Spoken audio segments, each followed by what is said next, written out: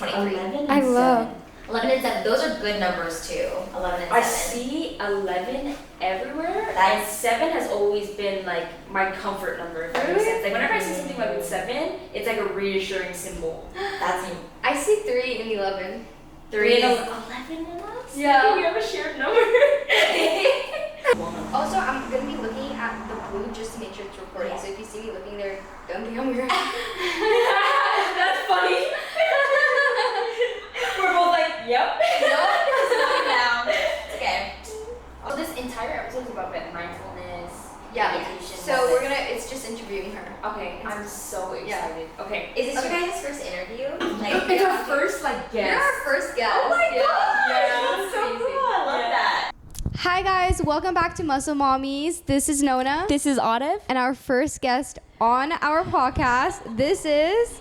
Hi guys, I'm Emily Smimi. It's so nice to be here. Thank you guys so much for having me. I'm so excited. Of course, and we're so excited to have you on here. We share so many similarities. Yeah. And it's insane because the first time that me and Emily met, we talked for hours about like mindfulness, spirituality, and all these like amazing things that you've already heard on this podcast. And she's a professional in this too. So what do you do? So I'm a mindset and wellness coach. I got my certification in health and life coaching, but I decided to really go into the emphasis of mindset and wellness. I really do believe that the two together allow you to really connect to your highest self. That's really what I do, is I help people really connect to their inner being, their selves, and then I help them achieve confidence. I help them to manage their stress and anxiety through mindfulness, through meditation. So I really walk my clients through that process of getting them from, maybe their self-limiting beliefs and low vibration emotions to high vibration emotions, and to be able to transform their beliefs, their identity, and their behaviors. And my business is called Passion-Based, Passion-Based Wellness. And so you can find me at Passion-Based on all platforms, TikTok, Instagram, Pinterest. I'm on most of them, all of them. Perfect. And you also have a podcast, right? Yes, I do. I have a podcast with one of my best friends, Lauren. We do a business and wellness together, how to balance business and wellness.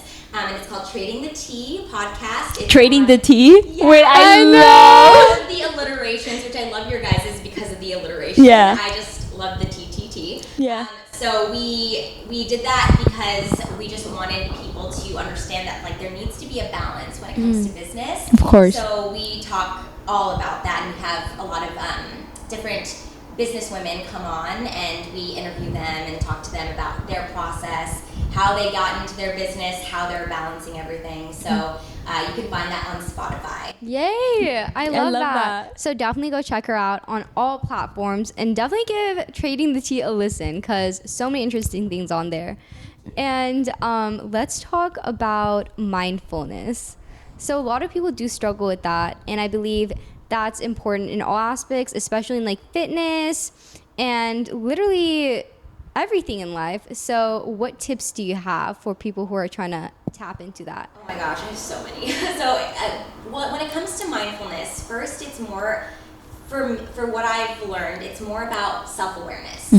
More than anything, is being so aware of every single thing that you do, and being really aware of your thoughts as well. I grew up really having so many overwhelming thoughts that I didn't know how to manage them. I didn't know how to really feel connected or aligned, because I just felt like I had all these intrusive thoughts that gave me social anxiety, a lot of stress about thinking that there were going to be consequences if I didn't do something a certain way. Yeah. So I really started getting into personal development and self-growth, and I started reading all the books, all the podcasts, taking seminars on just specifically how to meditate, how to be really mindful. And so my biggest tip would be to start practicing meditation every single morning. The first thing that you do when you wake up, to really focus on your breath, mainly just to sit down, close your eyes, and allow all intrusive thoughts, all obsessive thinking to just dissipate.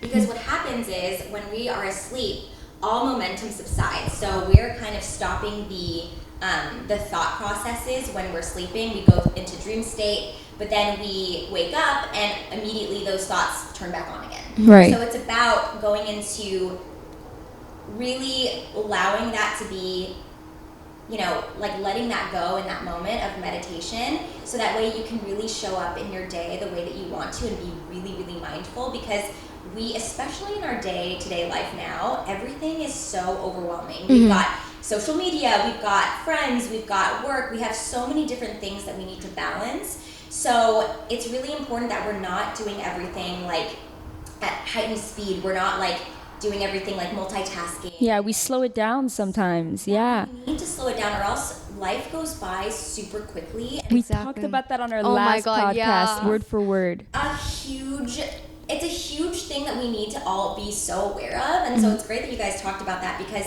we do need to slow things down and to really appreciate where we are, because when we appreciate where we are and we're mindful of what we're doing and doing everything like with full attention and awareness, like even right now, if I was on my phone right now doing multiple things, I would not be able to talk to you guys in a clear manner. Like I wouldn't be able to just connect with you guys. So it's really about being so just so self-aware. That's the biggest. Yeah. I love that. You know what? It's so crazy because our last episode, we talked about that, and we were like, we saw a TikTok where it said the reason why people think that as you grow older, time flies by is because you're not learning as much as you used to. When you're a kid, you're learning things every single day. How to ride a bike, how to do that. So I feel like once you're older, you're put into a routine where you're not really learning, you're just doing, It's And repetition. It's like- repetition. It's mindless. It's not mindful. So Yeah. Actually, I saw that TikTok. yeah, right? Yeah. Yeah. That really, it really speaks to, it's so true. Like when we are kids, we're like you said, we're learning so much, whereas now we're still learning, but it's more so that we are so used to our day-to-day routine that we don't break away from that routine. And in my coaching training, it was all about how routine is really important, but it's also breaking away from that and doing things like traveling or taking a spontaneous day to Experience something new. We need to be having new experiences in life, Right. or else we don't grow. If we're staying in the same routine all the time, there's no room for growth. And if we're not growing, we feel like we're dying. That's Exactly. really what You don't feel alive. Yeah. feel alive. And Exactly. so that's like the biggest thing that I have learned in life is like I constantly want to be learning about everything, having as many experiences as I can, and that's like a big thing that my boyfriend and we connected on was I didn't travel for a very long time growing up. I didn't have new experiences. I was so afraid to do anything. Like I had so much fear going on inside of me. And I met my boyfriend and he was like, let's do things. Let's be spontaneous. Let's I love be that. adventurous. 'Cause Yeah, like what you needed in that moment. That's like a perfect pair, right? Yeah. Like, my goodness. Yeah. It's like that's what I was asking for. I was asking for someone to be adventurous because I needed someone who could help me break away from my fear or like my anxiety. And he taught me to like really just let go. We went skydiving last year for my birthday, and I was so terrified. He's like, this is going to be an experience that you're going to look back at and be like, wow, that was a pivotal moment in my life. Right. I did something outside of what I would normally do. And it's true, like when I think back at my favorite moments in life, they're the ones that I broke away from like what I would normally do. Like Exactly. I would challenge myself and overcome that fear. right. Yeah. Yeah. How do you guys practice like that mindfulness, but also being able to like break away from your routine? You want to go first? Yeah, sure. So for how I practice mindfulness, we talk about this a little bit. I think that's why I have I've meditated for a little bit as well. Like I started when I was younger. I took some seminars, like you said, when I went to UCLA. They offered it to students for free, and they were like really great experiences, 6-week long, 12-week long. And I think my main form of mindfulness, aside from like spending some time to meditate, is I feel like fitness is mindful for me.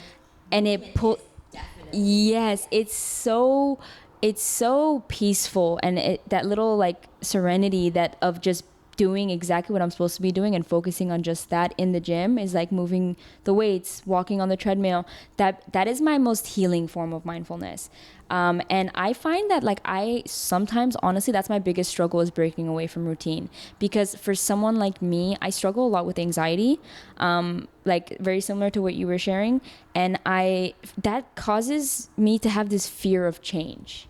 There's a lot of comfort in routine. And we've talked about this before as well. Like, I am the most successful, I am the most calm, and I'm the most happy, or peaceful, I should say, when I know exactly what I'm going to do all day. So when I have people sometimes like who throw me off my schedule, I almost like am scared of them, because that makes my mind go crazy. But when I have this schedule and I know exactly what I'm gonna do, it's the same stuff every day, I am like, I'm comfortable. So I do struggle breaking away from my routine.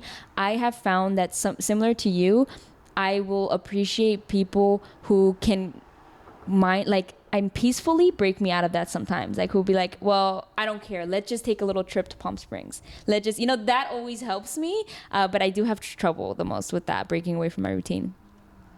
Yeah, and you know what? This kind of relates and kind of like doesn't, but I think it's so important to do things that make you uncomfortable, because that's when you're going to see growth. Like, I have a fear of being comfortable, because that's when I know that I'm not elevating in some sense, Comfort in some sense is kind of stops your growth. And 100%. I don't want to say it's like leads to failure, but it just like pauses you, Yeah.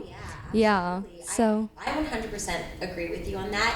It is hard when you like do experience anxiety, because that's something that I experienced my entire life, where I just wanted things that felt comfortable to me. I would like, after school, I would just want to stay home versus go out and like try to mingle with people, because I had so much fear, again, coming from my past, because I was bullied. I was like really, I felt a lot of rejection growing up. So I was like, the safest thing for me to do is just barricade myself in my routine, staying at home, being very, just sticking with myself and like self-isolating myself. And that ended up, even though there was a lot of growth in that, like, I was doing a lot of reading, doing a lot of introspection during that time, it still wasn't getting me those experiences of getting uncomfortable, what I needed to be able to break away from that fear. Because that's the only way you're going to not eliminate fear, but be able to face fear, and to... You have to keep facing it for it to be not like weird, like for it not to overwhelm you. Like, if you keep, for example, skydiving, it stops being scary after a while, right? So the analogy applies to being uncomfortable. Like, the more you, like, I have a fear of being uncomfortable as well. Like, I do it internally, like with analyzing my thoughts. Sometimes when I journal, like to think about the things that bring me anxiety, those things make me uncomfortable. But it's the same concept. Like, I grow the most when I journal the prompts that overwhelm me, that make me feel a certain type of way. So it's the same concept with like experiences in life. The more you do those things that are uncomfortable, the less like overwhelming they are. Absolutely. And you can just do them. Yeah, you have to practice. Anything in life, I tell my clients, if you want to get confident in anything, you need to first like go after what you fear the most, because whatever you fear the most, you actually internally want it the most. And so go after that, because you're most likely really passionate or really like really wanting that. And you also need to practice it, because if you don't practice it, you're not going to get comfortable at it. It's just with anything in life, anything like riding a bike, for example. Like, if you don't practice riding a bike, it's going to always feel really weird to be on that bike. It's always going to feel like, ooh, like, am I going to fall? So you need to be doing things on a daily basis that are going to get you out of your comfort zone, even just a little bit, even if it means going up to somebody that you normally wouldn't talk to and just saying hi. Yeah. If that's something that you like, because I experienced social anxiety when I was growing up. I would always be scared to go and like introduce myself to someone.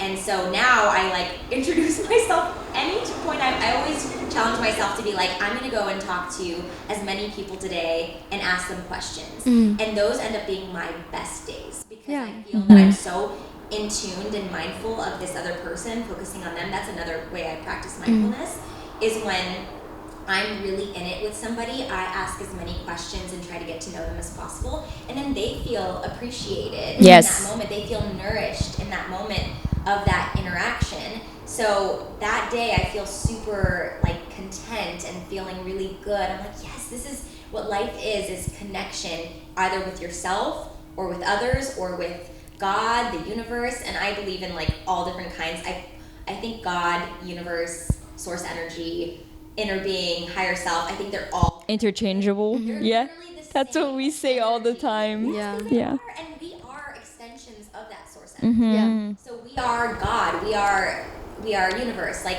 everything is connected. And so I really believe that if you can connect, like whatever way it is, if for you it's movement for me too. And movement is a great way to connect because you are focusing. It's all about focus. Yeah. And taking in those breaths. Like even when you're talking to somebody, remember to breathe. Because that's Exactly. when you're going to be your best self. Right. I love that. I Yeah. love that advice. I love that too. I have a question, or basically, I would love to hear this story time of yours. So you talked about your number one tip for someone who wants to get started with mindfulness, and would be just like a short meditation every morning, right? It's like the best way to start that you said. Yes. I was gonna say I want to hear like your experience with meditation, your beginning experience, because I know people say it's hard. Like I feel like I'm not meditating correctly. Like what's your beginning stories with mindfulness and meditation, and what advice would you give to people? Oh my gosh, okay, yeah, so many. It's funny because now it's like meditation to me versus what it was. In the beginning, it was very difficult. Now I do like a lot of impromptu meditations for my clients. I let my intuition just speak through me, and I guide my clients through like 10-minute meditations where I'm just literally guiding them through. And it's because I've been able to connect so much in meditation to be able to really focus. It's really focusing on your breath and allowing whenever thoughts come up, just allowing yourself to be like, okay, I'm thinking this, and being really aware of it, and then pulling yourself back into like, but I'm focusing on my breath right now. That thought I can tend to later. And a lot of the time people get really upset with themselves if they're thinking too much. Like, oh my gosh, like I'm thinking, like I'm doing it wrong, and then they feel really discouraged and they don't end up practicing it again because they're like, I just can't do it because I keep thinking. I'm not actually in it. And so you have to practice. You have to do it really try to do it every day, even if it's 5 minutes, just to like give yourself that peace, whether it's, you know, a guided meditation or if it's just music in the background. It depends on how I'm feeling. Sometimes I do guided if I'm really just like, I just need something to guide me, or if I just want to be completely silent and I put like my sound canceling headphones in so I don't hear anything, and I just focus on my breathing, and I really focus on what my body feels. That's the biggest tip I think I would say is like focus on literally the weight that your body has against the surface. Like think about that. Think about what your hands feel like. And it's not even thinking, it's more so feeling. Like feeling into your body's experience of when you are like breathing in and out rather than focusing on what's going on in here, because that will just come up for you if you don't focus on something, right? If you focus on your breath, if you focus on your body, you won't have time to think about your thoughts. And so it's the same thing with movement. Like you won't have time to think about thoughts because you're focusing on, okay, mind-body connection. I have to think about this muscle. Right. I have to think about like the movements I'm doing in this moment. Otherwise, you're not going to be able to really enjoy or like be mindful of that movement. So the biggest tip is just to focus on something other than what's going on here. I love that. I never thought about meditation as like feel your like how your body feels in that moment. So that's like crazy. Yeah, think about right now. Like think about your like body at this moment. Like really just close your eyes and think about it. Like right now I'm crossing my legs and I just feel my legs pressed up against each other. Like I feel my palms together, and you think about like, what does that feel like? It feels calming. It feels like energizing. Like I can feel everything in my experience right now, my physical experience. So when you think about that, because we don't think about our bodies, like how incredible it is that we have bodies Yeah. And they help us move places, they help us to live and breathe and to communicate. Like, our bodies are amazing. If you think about the anatomy of it, like, Yeah. Yeah. Like magic. it's magic. Yeah. Sometimes when I think about it so deeply, I'm like, whoa. Me too. And I start getting like lightheadedness, and I'm like, this is crazy. Yeah. I know. Experience of just how we're even here and experiencing this. Yeah. And that's another thing about mindfulness, is feeling really grateful. Mm-hmm. I think that in our lives, and especially how I felt in the past, I don't know if, and I'd love to hear your guys' stories of, like, in the past, if you ever felt like really just not appreciating life, or like being really down on yourself, or really like annoyed with what's going on, that you just feel like completely disconnected. Do you guys ever like Very relatable. experience where you're like, oh, I Yeah. don't want to deal with this? Like, I just want to disappear. Yeah. Yeah. And when that happens, you can't be mindful because you're in your thoughts. You're in your like low vibration emotions, whether it's frustration, anger, sadness. I teach my clients to get out of those emotions to those high vibe emotions, which gets to like joy, gratitude, abundance, love. Those are the emotions. When you're vibrating at that emotional level, then you're able to be mindful and super connected and super here and present. Because that's what presence is. Like, you can't be present when you're in frustration and anger, because it doesn't really let you. Like, it's kind of like your body is just like, oh gosh, what are we feeling right now? Like, you feel like the shaking and the kind of like disconnection, if that makes sense. Like, you don't feel you feel what's happening in your body, but you don't like what's happening. Yeah. Yeah. So you don't feel connected, and when you're not connected, you're not present. And when you're not present, you're not able to be mindful of what's happening inside of you, and you're not able to react in the way that you want to. So I want to hear your guys' experience of like how maybe like in the past you were in a really like low vibe emotion, and how you guys got out of that, like how you guys got into like joy, gratitude. Yeah. You want to go? You go. Okay. So I feel like because I struggle with anxiety, and it's a lot better now. So I guess that would be my example of it, of how I went from honestly like really like severe like anxiety and also just stress about like my future and everything that was happening. It was around the time of college, and I felt like I was sort of hitting a wall, and I was struggling a lot with, like you said, like being happy with what I had accomplished. And I feel like in those moments, it gets so easy for me to focus on everything that's going wrong that I forget that like I've come light years ahead of what I could have imagined me being, you know? And I literally just it took a really long time, and I'm still like not really great with handling situations like that. But for me, I think what took me out of that situation was journaling.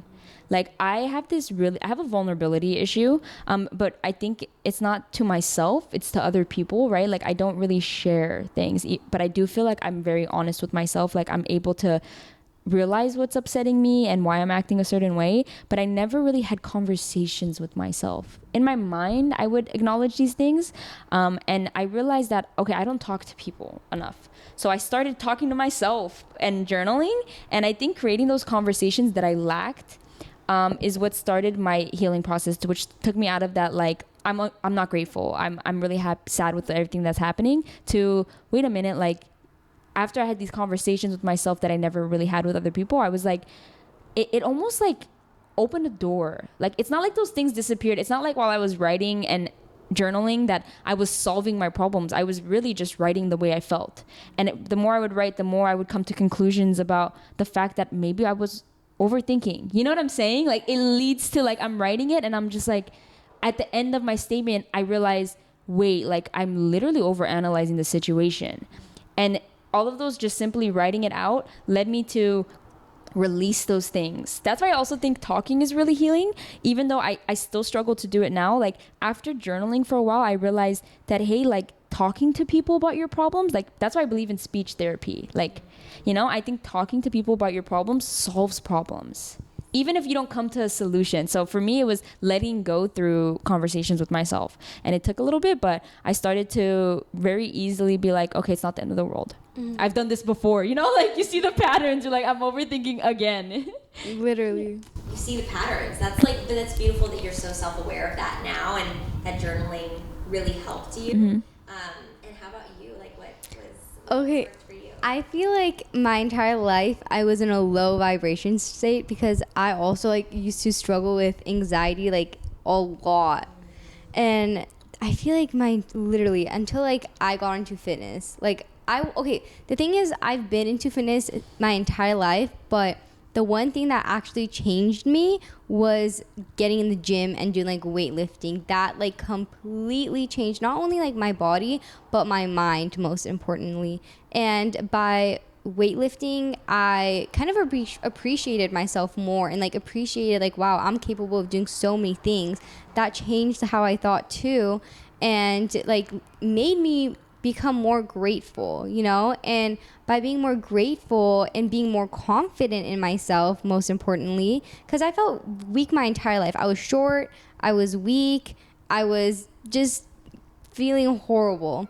By like building strength, I built confidence, and by building confidence, I became more grateful for everything in my life, which led me to have a higher vibration in life, which kind of changed me because I had this like view of seeing the world as black and white and just gray and not feeling alive, and then now I feel like everything's rainbows and sunshine, and I feel like so alive in some sense.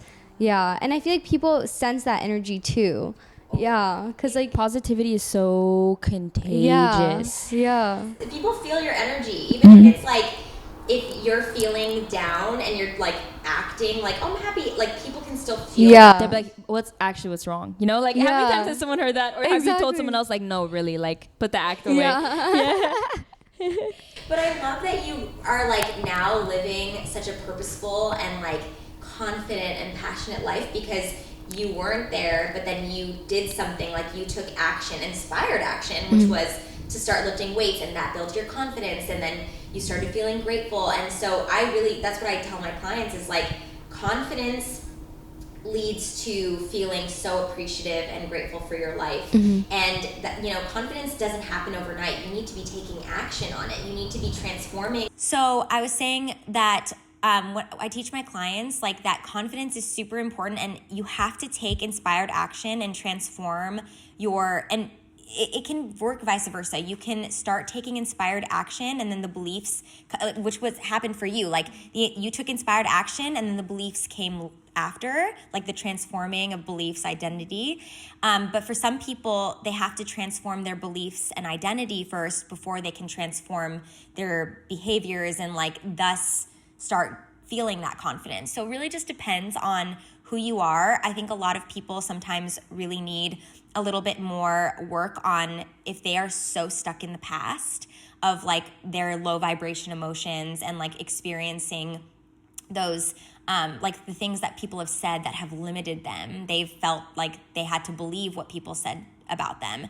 And so that's makes them stuck in this like, oh my gosh, how can I start doing things for myself, like taking inspired action when I have so much fear surrounding it? Because really, confidence is moving past the fear, right? Like you're able to do something and feel really good about it versus someone who's living in a very fear-based, anxiety-based system cannot really show up in the way that they want to, right? They can't feel like, oh my gosh, like I feel good about myself, like I feel, grateful, right? Yeah. So you have to start really practicing each day, and the journaling is, I think, is a really important way. For you is like having yourself transform those beliefs, right? Like to do that on paper and talking to yourself and making yourself feel like, oh my gosh, there is so much that I didn't even recognize about myself that I needed to do these practices in order to understand who I am. And that's what I do in my coaching is I help people, I ask those questions, right? Of like those journal prompts to get them to start talking about it.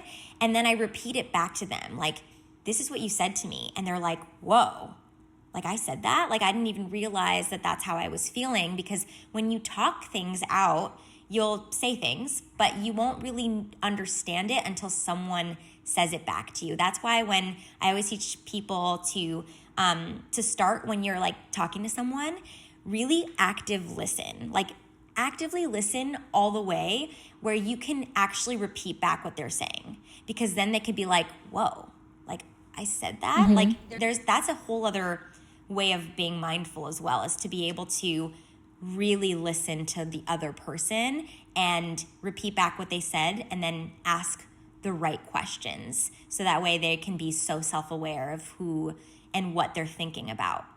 True. I love that. Yeah, I do too. I mean, I think confidence, like the way that you talk about confidence and how, like, I guess you said there was two ways of becoming more confident. Like you either do the actions first and the belief comes second, or vice versa. You said you struggled with anxiety as well, right? And that's something that I'm familiar with. So is Nona.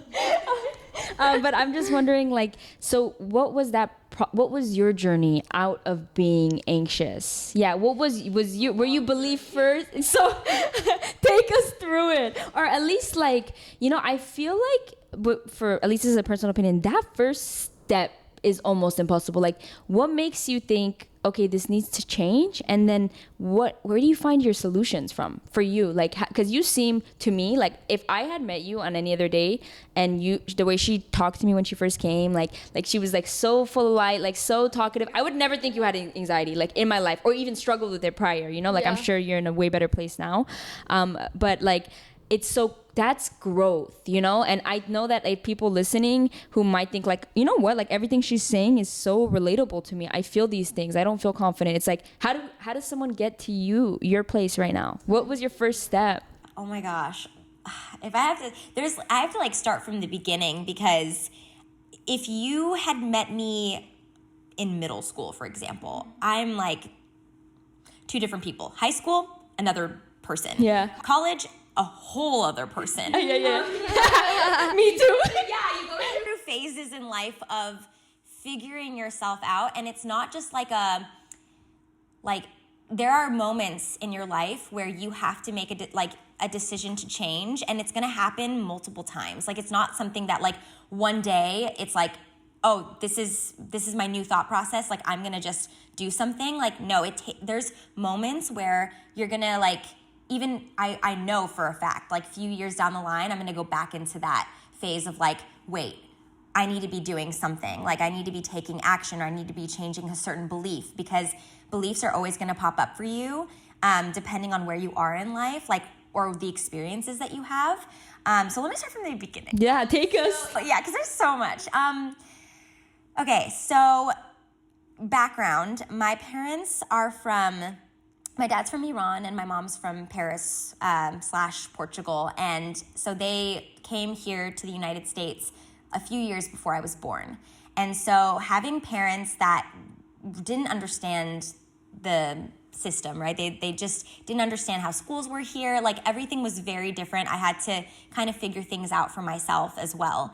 And I always felt very different in a sense. Like, I would communicate with people at school and I felt very like in my head, because I was like, wait, I feel like these people are talking about things that my family doesn't talk about. Yeah, like an outcast. Yes, I felt like a total outcast. Like, I didn't even know who the Beatles were, because my parents, they knew the Beatles, but like, we didn't talk about those kind of things. And so I remember just thinking like, oh my gosh, I feel like an outsider. And then when I went to middle school, I did everything I could because I was a very happy child. I felt like growing up, I loved, really giving to others. I would be the kind of person that would just go and want to give everyone my toys. And my mom would be like, why are you giving your toys away? Like, don't stop doing that. But that was just who I was as a person. I just loved to give to others, and I wanted to make people feel good. And so when I went to middle school, I went to this, it was a Catholic college preparatory school. And every single person had like, those like really expensive handbags that they would bring. Like, everyone was just very like, it was a very cliquey place, and I didn't have like nice handbags or things like that. And I just really wanted to be I just wanted to be happy, and I wanted people to feel that happiness. And when I was in that school, a bunch of people mainly it was a boy who started it, and he decided he didn't like me and he wanted to bully me. And so he turned the entire class of 100 people against me. And I felt so alone in that moment, 2 years, until my mom finally pulled me out because the counselor was like, But this was ninth grade? this was in middle school. That's when my self-limiting beliefs started, because it was very apparent that in that moment, like no matter what I did, people would not like me, would not vibe with me. And this boy like just turned everyone against me, where he created a I Hate Emily club. And everyone would join, and the dean had to get involved but couldn't do anything about it. What is this even? What do you mean the dean couldn't do anything about it? No, exactly. It was the whole system was very corrupt. People would call me Mustache Girl because I had fair skin and dark hair, and they would do these like gestures where they would be like weet woo, and they would just I remember everyone standing on on the tables in the cafeteria, and I would just be sitting and eating my lunch, and they would all just like verbally attack me, saying like, you're ugly, you're mustache girl, like no one likes you. And I remember just experiencing that on a daily basis. Yeah, I was about to say the repetition of experience like that, like it's not a one-time thing, it's hundreds of kids just all the time. Like kids are evil sometimes. Really. Yeah. I mean, at least I don't know if you guys had that experience, but like growing up, I'm 29 now. Growing up, I felt like, at least in that, I don't know how it is now, but then it was really harsh. And that's really where it started for me, was like I started to think like maybe these people are right. Like maybe I'm ugly, maybe I'm worthless, maybe I'm really not lovable. And I took those beliefs and I took them everywhere I went. So I literally, no matter what I did, even if I acted different, my beliefs were totally different from my actions. So people would feel that energy, right? Like they would feel that I was not confident. They would feel that I didn't like myself because of what my experiences were. And so I ended up getting into a really toxic relationship from a young age. I met, like after I had been pulled out of that school, I met a boy in my new school, and he ended up being my first boyfriend, 13 years old. And we dated on and off in high school, and then got serious in college. And it ended up being a really toxic relationship where he was mentally, emotionally, and physically abusive towards me. And the physical abuse was mainly when he was drinking, and I felt like whenever he'd lash out at me, that it was a reflection of me. It wasn't a reflection of what he was going through. It was like, oh, this has always happened to me, so this is always going to happen to me. And that belief created so much anxiety in me, because I felt like no matter what I would do, people would treat me that way. Even in high school, girls would treat me that way. Like I was seeing pattern Over and over. everywhere I went because of my thought process, because of my beliefs. And I didn't know what beliefs were at the time. Like nobody told me these things. And I didn't go to therapy. I never actually did therapy. My parents were kind of like, it's not that they didn't believe in therapy, but they were just like, we're enough support that, because my parents were such great parents, that they were like, we're enough support that we can be that, and you don't have to talk to a stranger. You can talk to us. And I did. I openly talked to my parents about all my problems and my issues. And eventually my mom introduced me. This is really when it started for me, when I started feeling the path of self-growth and the path of getting rid of those self-limiting beliefs was my mom introduced me to the law of attraction at 18 years old, while I was in this very toxic relationship. So when I was in this toxic relationship, I was very disconnected. And so when I listened to the law of attraction, when I listened to it, specifically Abraham Hicks, I don't know if you guys have heard Abraham and Esther Hicks, but it's funny, her audio is trending everywhere on TikTok and everything. People are like, yeah, I'll have to send you guys some. But I was listening to it at 18, and it sounded like a different language. Like it sounded like somebody was speaking these words that I had no idea of. I was like, what? Like what's vibrational escrow? What's alignment? What's vortex? Like I didn't know any of these words. And I felt like I was like, oh my gosh, this is going to be really hard to start like understanding these concepts, but I like them. I feel like it makes sense to me and I want to feel good. Like the way that the law of attraction works is like the energy you put out, you get back, and to start feeling good and to feel aligned within yourself. And then the rest you'll see in your experience. And I realized, I was like, wait, I have never done that. I've never, since all of my experiences of being in abusive relationships, I never really worked on that. And so I started really working on that. Eventually I got out of that relationship.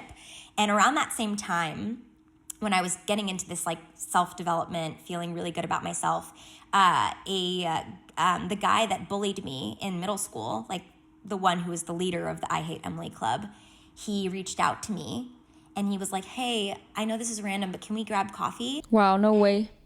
Damn. I got chills for some reason. I went and had coffee with him, and I like saw him throughout high school because I went to an all-girls Catholic school, and he went to an all-boys Catholic school that I would like see him at parties and I would see him at things, and we would never talk. We just didn't have a connection because there was obviously a lot of, Tension. Yeah. Because of our experience, and he never acknowledged me basically.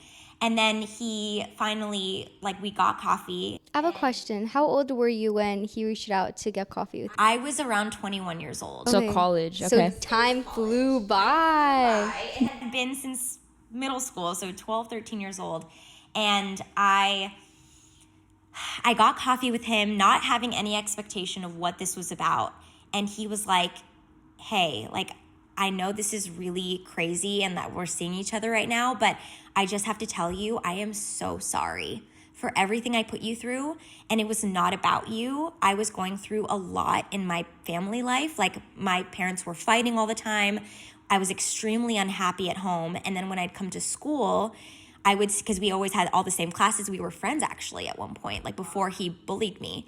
And he was like, you were always so happy, always so full of life, always feeling like so good. And I could feel that from you. And I was so angry that I didn't feel that. And so I just wanted to make you feel the way I felt. I wanted you to feel angry and sad and all the feelings I felt. And I accomplished that. But I'm realizing, now how awful that was, and you never deserved that. And now I'm at this point where I've grown and I've realized that you can't treat people that way. Like, you need to be, focusing on yourself. Like, it's really a you issue when you're hurting someone else. It's not them, but they take it personally because they think, why me? Like, why out of every single person in this school, why was it me that was taken advantage of and hurt and beat up, like, emotionally? So when that conversation happened, that was a huge breakthrough for me, where like that was a moment of I didn't deserve these things. Yeah. Anxiety that I brought onto myself was caused by something that was like out of my control, because I was just a happy person and I felt like I didn't deserve to be happy because of that. And so when we had that conversation, and to be honest, he wanted to be friends with me. He was like trying to be friends with me. He's like, I've always thought you were such a cool person. No way. No. It's sort of like everything you had thought to yourself was sort of like, wait a minute, like even he doesn't think that way. Yeah, The guy the who leader. Exactly. That's so crazy. It was a huge breakthrough for me. And I feel like in life, those moments of like when you get anxiety, you're going to have those different breakthroughs, whether it's little breakthroughs like through your journaling, or big breakthroughs like having a conversation with someone that completely changes your life. And that was one of those moments where I was like, oh my gosh, like all the harm I put onto myself wasn't necessary. Like, I can remove that now. That doesn't have to be a barrier anymore. So as I was going through that, I realized like I attracted that conversation through focusing on feeling good. Yes, I was about to say something. I was gonna say, what's really cool about that conversation? If it wasn't for your interest in the law of like attraction and like changing the way that you felt about yourself, despite attracting that, which of course you did, right? It's the fact that you were open to having that conversation that led to one of the most healing moments in your life. I feel like when you get so hurt by somebody, it's if you don't work on just accepting your feelings and trying to work on them, and you're in the moment of like still feeling the pain, it's very, very easy if that person was to try to come back and even have a conversation to apologize. It's so easy to be like, I don't want to hear it. And it's so very coincidentally beautiful that you were ready to have that conversation at that point, because you needed that. And if you weren't, you would have went my entire life still having these self-limiting beliefs. And what's so, okay, like I love that what you just said, because it is so true. If I wasn't in that vibrational alignment and starting to really focus on myself in that way, I would not have been ready for that. I would not have allowed that conversation. And what's crazy is so I actually shared that story on my TikTok, and it went viral. And the comments that I see, because there's so many comments, and people are sharing their story of like their bullying, or like being like, a lot of people would say, I would never have met up with him. I would have never, like, why give him the time of day? And in my mind, I'm like, oh, like, because forgiveness is everything. Forgiveness is not just for the other person, but it's for you more than anything. And when I forgave him in that moment, he was released and I was released. And like, why would we not forgive? Like, why would there not be forgiveness? Because then I would just go through life. We both go through life hating ourselves. Like, what is the point of that? And so letting go of what he did when he was a kid, he didn't know any better. He was in pain, and I felt for him. I really did. Like, in that moment, I was like, wow, you had so much pain that you had to inflict it onto me. Like, wow, that you must have really been going through it. So now I just really try to, because a lot of my clients are people who've also gone through emotional abuse, either from family or from friends. And they come to me being like, how do I let go of that? And so I tell them this story, and they're like, whoa, like, I feel like this story helps them to realize that, like, it's never personal. When people verbally attack you, it's not about you. It's about what they're going through, about their own pain. And this was our exact last episode. This is tripping me out. I like, if you ever get the time, of course. The last episode was things we would want to tell our younger selves, and we literally the episode concluded with nothing is personal. And when you take it that way, that's when things start to hurt, you know? Literally. Dude, it's so crazy. Like, verbatim, she's extending our conversation with more insight. Relates, it's so cool. I love. Yeah. I really do believe in that too. Like, when you're thinking about something, or when you're like kind of focusing on something, you'll start to see it more in your experience. That's the law of attraction right there. Is like, when you practice something or you see it, whatever it is, you're going to experience, like, other people are going to come into your life that reflect that too. So that's why it's really important that you focus on things and focus on yourself, that things that make you feel really good, and you're going to attract people who also align on that frequency. So the fact that you guys were talking, And now you're here. and now I'm here, it's like you attracted. We manifested you.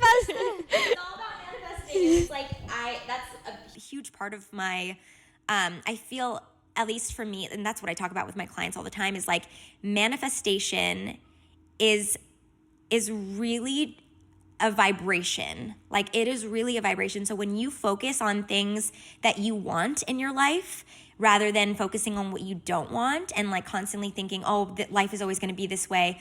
No, like, you have to start really knowing what you want and start like doing it every day, or practicing it, or talking about it, and you're going to experience it. You're going to attract people who are in the same frequency. You're going to start experiencing experiences, opportunities that are going to come to you if you just focus on what it is that makes you feel good and what it is that you desire for yourself. And when you desire something, believe that you deserve that. Believe that if you focus on the emotions of like gratitude, love, abundance, happiness, if you focus on that, you're going to get more of that.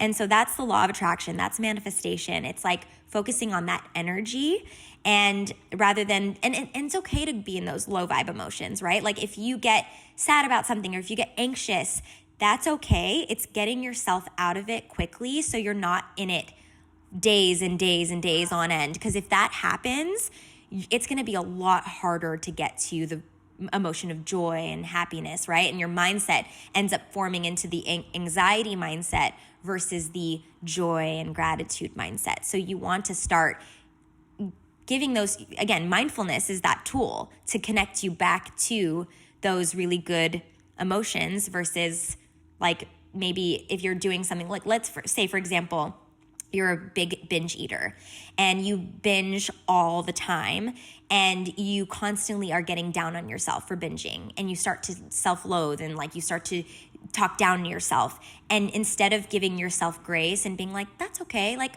I deserve that in that moment. Like tomorrow's a new day and like I'm going to focus on other things that make me feel good. And when you go into that low vibe emotion of like, oh, I'm binge eating, like I hate myself, you're going to keep experiencing that unless you take yourself out of it, unless you give yourself that grace, unless you give yourself that moment of like, I'm going to just like do something else. Like, maybe instead of binge eating tomorrow, maybe I can like go to the park and like look at all the birds, or whatever it is that makes you feel good is allowing yourself to be like, I don't want to be in this emotion anymore. I want to take myself out of it and go into a feeling of joy, gratitude. So I that's what I really try to like tell my clients and communicate to them is like, it's not worth it to be in that low vibe emotion all the time because then you're not experiencing life. You're disconnected. You can't be there for the people you want to be with. And that's something that I learned even growing up. Like my parents were such loving parents and I couldn't even see that because I was so down and so in that low vibration state that I couldn't see what I actually had, which was so much. I had such a beautiful life and I didn't see it for so many years of my life. And now all I want to do is I want to see it. I want to see how beautiful my life is. And so I look for every single day. I'm like, okay, what can I be grateful for? And I have so much to be grateful for. And I think that's what life is like appreciating what you have versus what you don't have, or like, sorry, I'm like, no, I feel like keep on going. I'm feeling it. Like I'm feeling that gratitude right now. And when I feel gratitude, I start to want to cry. Me too. And you just speaking about it, I feel the same passion, bro. Yeah. I feel your gratitude like through you. Yeah. Your energy is insane. Like I'm literally. grateful for this conversation. Yeah. I am too. Oh my gosh, getting emotional. No, in a good way. It's like it's so beautiful to connect in this way and to be able to share that passion. I feel it with you guys too. When you guys talk about fitness, when you talk about journaling, when you talk about like being in that confident, like aligning in that confident self that you feel right now, like I'm so happy for you that you feel that way. It just feels so good when like you can go, when you felt that anxiety for so long and you're able to get out of it. Like people don't realize that you can get out. There's light at the end. Mm-hmm. Exactly. There's so much light. Yeah, so prior to moving here, we also had a conversation about this. My last apartment was bringing me a lot of anxiety. And I was saying what you just said right now. Like when I was in that place and I was in that feeling over and over and over again for days on end, for months on end, I stopped thinking there was a solution. I really was like, all right, like this is it for me. Like this is what I'm going to feel like. When usually I can be rational a little bit at least to be able like to think and see that, hey, there could be a solution down the line. I started to believe that I am going to feel this way for so long. I started to fall out of love with one of the most consistent things in my life, which was fitness. I was doing it, but I hated doing it every single day. And all of these things back to back to back was like making me fall out of love with life. Like nothing I did made me happy. You know, I was just doing things and I was sad, I was anxious. And when I moved here, I looked at them and when we had this conversation on the podcast, I was like, for a second, I thought, I'm going to be here forever. And I really didn't see the solution. And then the solution came. And now I can confidently say, like, I was almost dumb for thinking that I had to be in that place forever. You know, like there's always light at the end of the tunnel, you know? It takes a little bit of work, I think, you know, and that's it's hard. It's not easy, but it's if you're listening to this and you're having this conversation, you want it, you know what I'm saying? And that's all you need in a dark moment is to want to feel better. And that's where it starts, I think. Yeah, and I think it's so important because like a lot of people think that they're stuck in life or they're stuck in a situation. You're never stuck. Like you hate your job. Okay, there's so many jobs out there. Change your job. It's not the end of the world. I think like people get comfortable and they get scared. So that's why they feel stuck, you know? Yeah. So I think that's an important thing. I know a lot of people who like really really hate their job and they hate going there, and you know what, like that job could cut you off easily, but at the end of the day, what's important, you or that job? So you got to choose you know, like you're replaceable but you could find another job, you know. Yeah, and we lose Yeah. sight of that, but it's just like It's relationship- scary. It's scary, Yeah. and it's also like we get so like I say like we have these goggles on life from our perspective, of course, right? And it's tunnel vision. It's so easy to see your life as the only thing. So when it gets bad, when you start to hate your job, you start to hate your day-to-day life, you're like, oh my God, what am I gonna do? But I realized I didn't do that the first time. Okay. I was saying like it's so easy for those goggles to blind you, to get foggy. you take it off and you're like, wait a minute, my day-to-day is like right in front of me, but it's like it's not the only day-to-day that exists. There's billions of people, there's billions of opportunities for jobs, and it's like it's so easy to feel like, well, no, this is the only option I have, but really that cannot be true. You know what I'm saying? Exactly. You have a trillion solutions, a trillion options, and when things go bad, it's like, oh my God, like I'm done for. This is what I have to deal with. I have to hate my job. It's like, no, like really, like it's easy to become irrational. And if you're being rational, there's always a solution to something. There's always a change. You don't have to feel like that, you know? Yeah, absolutely. I think like when it comes to, especially when it comes to the job thing, because that's a lot of the time the biggest thing that people feel disconnected in, because they maybe are overworked, they're stressed out. And when you're in that state of mind where like you feel stressed out, things don't feel enjoyable to you, right? Like our life is not meant, we're not Making breakfast mad. Yeah. That's the I worst hate this feeling. side. Like scrambling your eggs really fast. There's no time to enjoy anything. You're just annoyed. You're just annoyed. You're like, oh, I have to go to work. And it's like, if you come from a place, and I try to tell my clients this all the time, because a lot of my clients that come to me are people who really don't like their job, like are so like, I just want to leave. And I'm like, then if you want to leave, there's the door. You can leave, right? If you want to find something else, find something else. But it's really making that decision if you want to stay, if you're going to stay at your job, if you are going to stay. Like, let's say there's a situation where you are like, well, I can grow, or like, you know, you're kind of back and forth. At least if you're going to stay in gratitude. Go to the job being like, wow, at least I have a job to go to. At least I get income. At least I get, I have people around me that I can connect with. There's so many good things to look at. And when you're in that high vibration emotion, that's when you get a job offer from someone. And you're like, I can leave. Leave because I've been feeling good. And so that's what people don't realize is if you're disconnected and you're feeling stressed out and anxious, you're not allowing yourself that channel of all these good things to come to you. Because all of these solutions, like you said, are all out there. They all exist, but you're not tapping into it because you're not in that emotional good vibration state. And that's what emotions and mindset are all very very similar, right? Your emotions control how your mindset's going to be. Your mindset controls how your emotions are going to be. So you need to be focusing on what brings you joy each day. And if you're going to go to your job, find the good things. Find the good things in your job and feel that goodness. And then if you're like, this is really not for me and I feel good, I feel like I feel inspired to go find something else, right? Because you're in that good state. So that's if you guys are really wanting to leave your job, you know, people who are listening, just feel good every single day. Find things to feel good. I know it seems hard, but write a list. That's what I tell my clients. Write a list of all the things that make you feel good, whether it's movement, whether it's going to your favorite coffee shop. Find something that makes you feel really good and pick something from that list each day that you want to focus on and feel into that moment, feel into that experience and realize that, wow, like I get to do this. Not like I have to do this. get to. That's how I look at movement.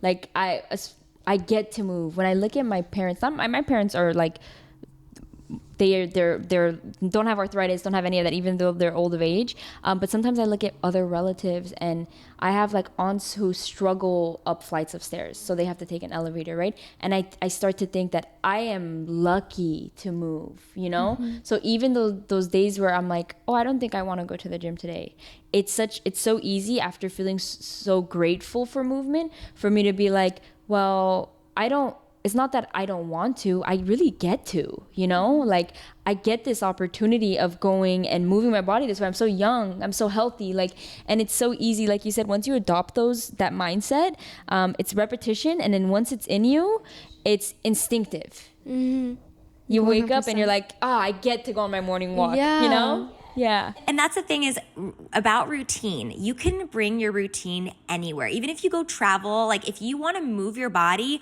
move it. Like if that's something that makes you feel connected, or if it's for me, I love to meditate, especially when I'm traveling or especially when I'm out of my routine. Yeah, like connect with the space around you. Yes, like I just feel so good in that moment because I want to feel into that experience and connect, and movement is a huge part of that too for me. Like I feel that, and when you guys talk about movement, I'm like, yes, like that's how I feel too, is like it connects you back into like what we're currently experiencing right now, like this present moment.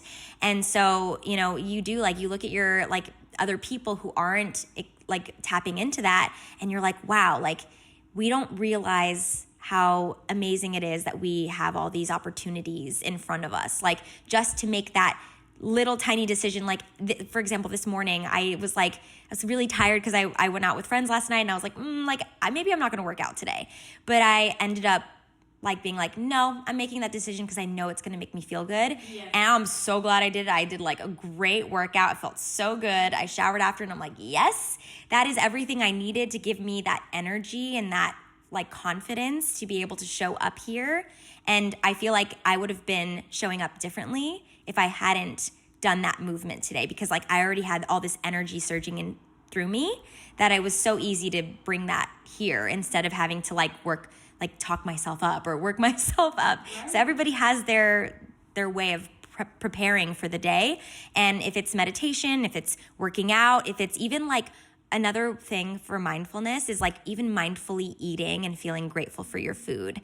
I think that people I feel like don't want to acknowledge that food is actually such an amazing tool for mindfulness, because it's such a fear-based thing, like eating too much or eating the wrong foods. But if you focus on everything that you have on your plate and looking at it as like, wow, look at all the colors, like I get to eat this, and like feel how it tastes on my tongue.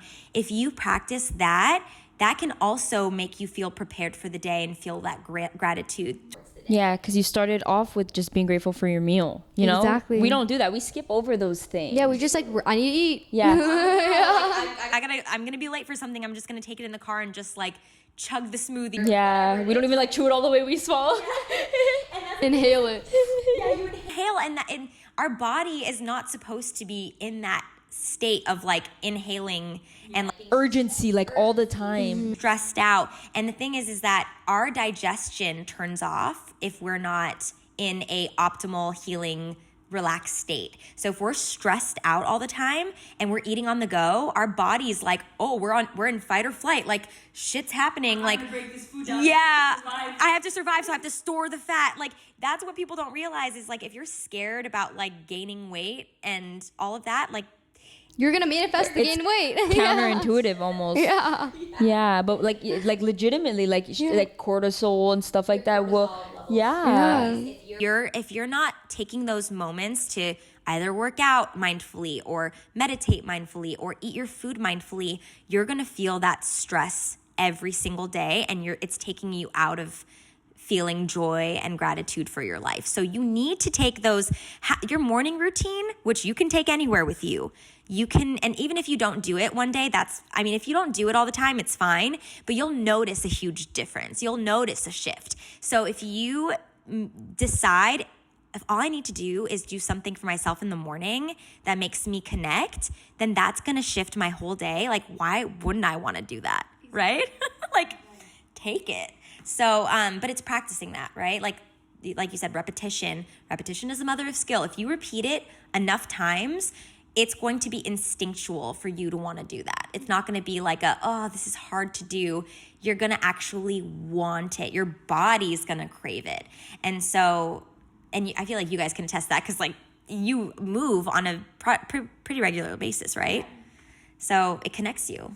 I was gonna say that you talked about I just lost my train of thought for a second, but you talked about repetition and how your body starts to want it, right? And I think that's a beautiful conversation to have with fitness, because we have a podcast about fitness and health and wellness in general, but a lot of the girls who listen to this will message me and say like, I have a problem with that consistency. Like I have a problem with desiring it the way that you guys do, or the way that you guys at least say that you do in your podcast. And I think like this conversation is such a perfect, like, I guess like to-do list for people who want to get like desire going to the gym as much as we do, or as much as other people say they do. It's repetition. It might not be that desirable in the beginning, right? But it's almost like what you said. You remembered how you feel after movement, and that's what got you to move today, right? So if you move enough every single day, that movement feeling is gonna like stay with you forever. And the next day, like, and 2-3 months from then, you're gonna remember that feeling, and it's gonna be what drives you to the gym, to your class every single day. Your body will crave feeling like that, you know. Your mind will crave that like release, that happiness. 100%. Yeah.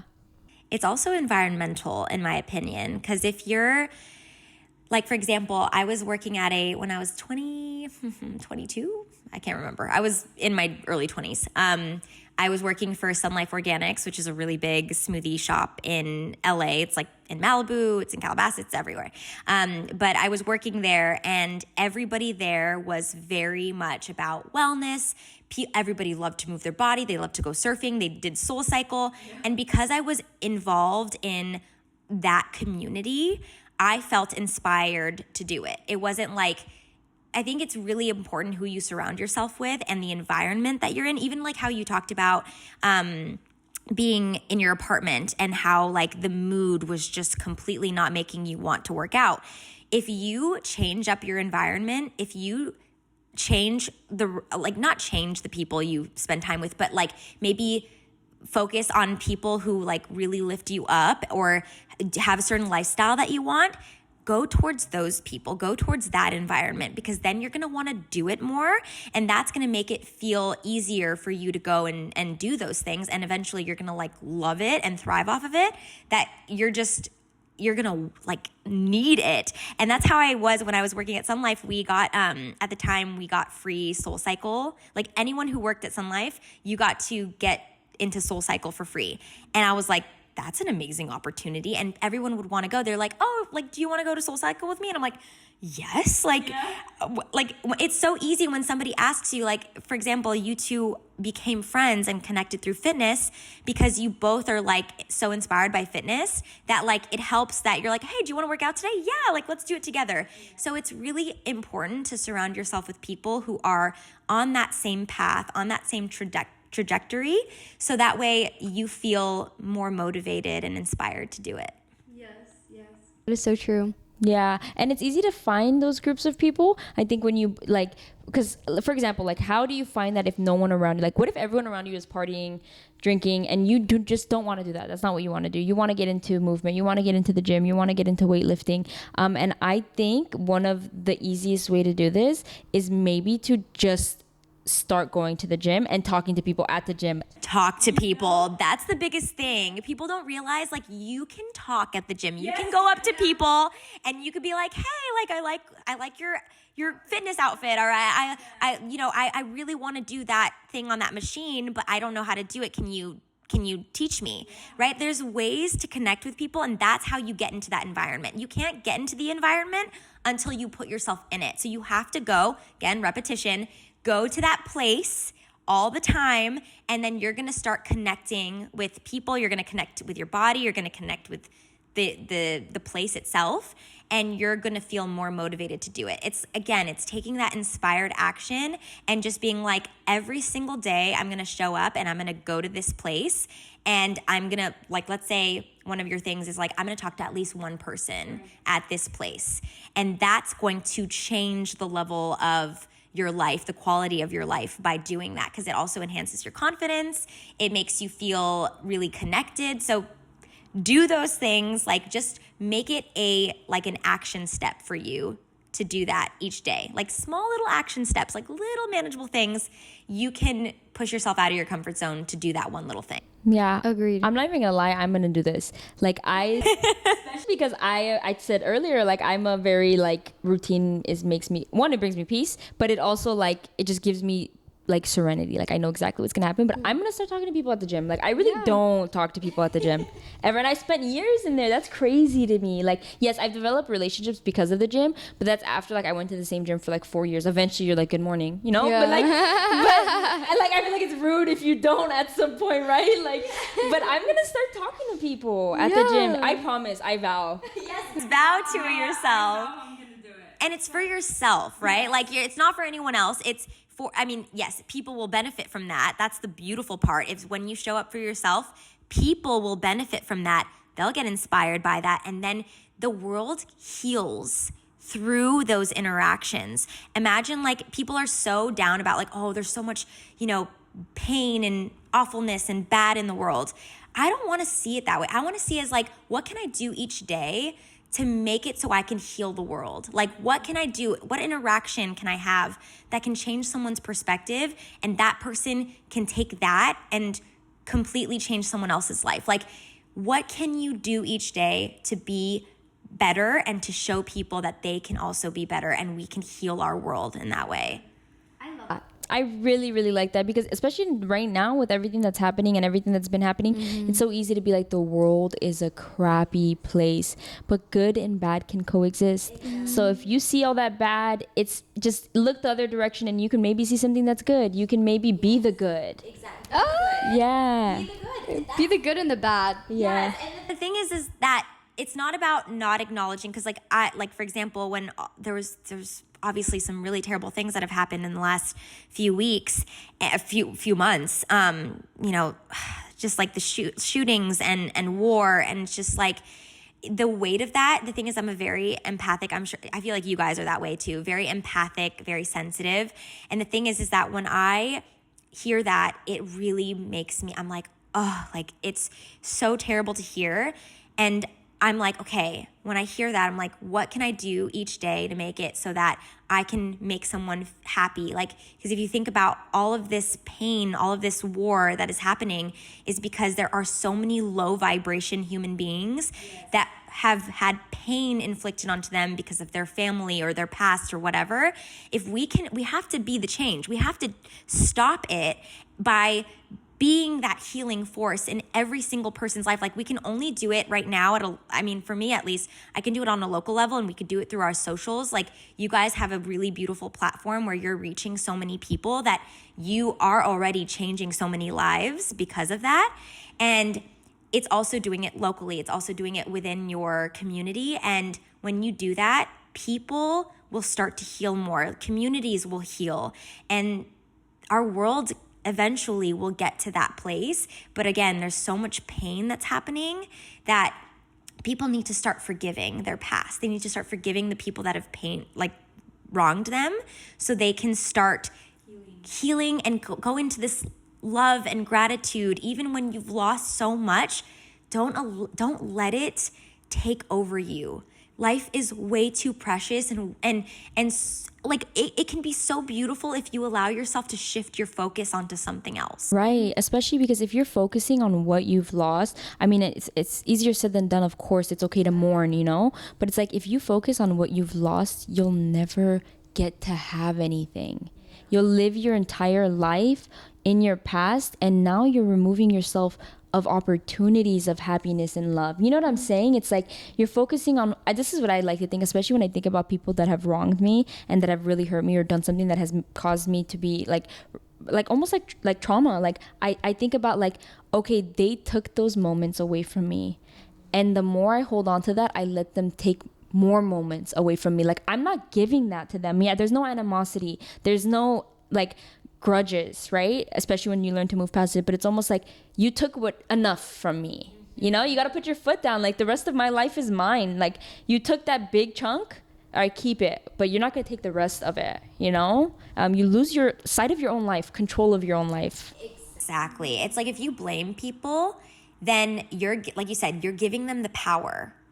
And when you give them the power, you lose control. And when you lose control, you feel like the world is against you and you can't actually do something to change your life. You can steer it. You can steer it. You are the freaking driver of your life. You can drive to another location, like go somewhere else. Like, it's really up to you. But again, it's listening to podcasts like this. It's really getting into that mind of, I want to educate myself to see what else is out there, what other level of thinking can I get into, or even like going to therapy, doing coaching. Find levels and ways of investing in yourself in this way to have a more beautiful, enhanced, rich life, because it's there, it's available to you. You just have to allow yourself to see that and do it. What a kicker. Bro, I think you're that's changing my life as you're speaking. Yeah, I think that's the kicker to the end of the episode. She said that and I was like, whoa. I'm worthy. I am more than what I am. Yeah, no, I thank you for this like conversation, for your insight. Like, also it's because like what she is talking to us about and like giving to us for free on this podcast is what she coaches people for. So this she is like, literally I'm grateful. gets paid for this. So you guys are really getting a lesson for free out here. No, really, it's insightful and it's so valuable. Like, yes, of course, it's worth the price, you know. Like, but there's even more. Like, it's so valuable that like I'm so grateful that we just got it for like literally free. For free. Literally, and all of you guys did too. And if you guys want more, like, you guys know where to reach her, and she's an amazing, beautiful soul. So if you need her, you know where to find her. Yeah, I'll link for all of her podcasts, her socials. I will put it in the description, both on Spotify and YouTube, so you guys can take a look at, gain more insight. Maybe get a coaching session if that's something that you like. I really do think that she had shared so many valuable things with me. I can only imagine like if it was one-on-one and personal, you know. Literally truly changed our lives with this conversation, and I'm pretty sure it probably changed your guys' too. So we're very grateful and we're very lucky that you are here with us today. Thank you guys so much for having me. Like, I feel so much gratitude right now, and you both are such beautiful souls, and you can feel that. Like, I feel like you guys wouldn't even have to talk, and I could feel that from you. And so, like that, and I'm gonna cry. Literally. Oh my god! But it's true. It's like you just feel people's energy, and again, it's like, we were talking about this before we recorded, but like, I do believe in past lives, and when you connect with certain people on such a beautiful level, then you feel like we've known each other. Like, we know each other already. Like, it's already happened before. And so, thank you again for just having me and allowing me to really speak my truth and to have everyone listen in on this conversation. Yeah, of course, and we will literally love to have you back for future episodes. Yes, 100%. please. I feel there's so much to say. Yeah, so thank you guys for tuning in to Muscle Mommies, and we will see you next episode. Bye. Bye. We love you guys.